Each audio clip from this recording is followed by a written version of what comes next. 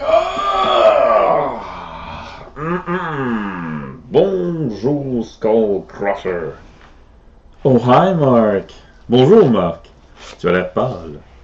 Tu as l'air déshydraté. Est-ce que tu as bu de l'eau? Est-ce que ça fait 2 semaines que tu es là en train d'attendre?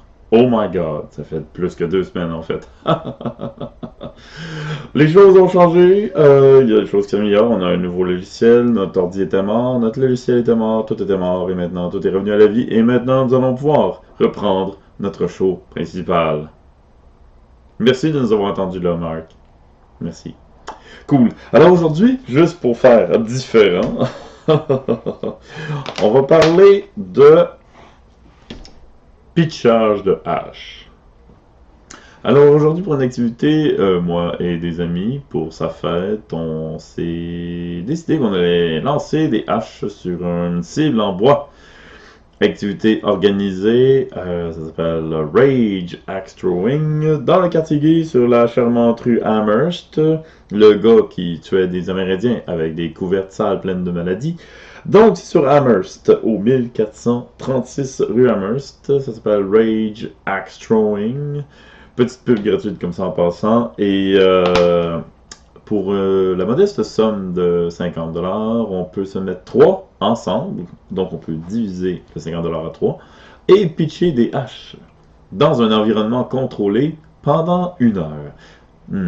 C'est vraiment agréable. Parce qu'au début, il y a un instructeur qui va t'instruire que lancer une hache, c'est pas comme lancer une balle molle. C'est une technique complètement différente qui demande force et précision.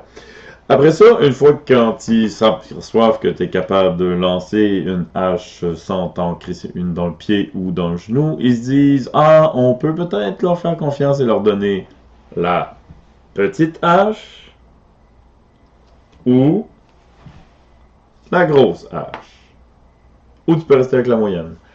La petite hache, c'est plus pour ceux qui veulent faire du tir d'adresse ou qui veulent montrer leur adresse. Alors que la grosse hache est vraiment plus pour se défouler parce que quand tu sais comment la lancer comme il faut, elle rentre autour on tabarouette. Et comme la plupart des gens viennent pour se défouler, la grosse hache a comme un poids et fait un tonk particulièrement satisfaisant quand elle impacte avec la cible et surtout quand elle reste plantée dans le mur. Évidemment, c'est beaucoup plus safe de faire ça qu'à la maison, particulièrement si vous vivez en milieu urbain. Donc, c'est ça. Notre show, c'était un court segment pour vous dire que nous sommes revenus.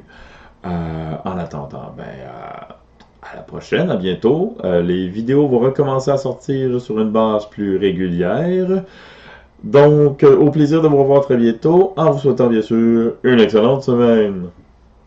À bientôt!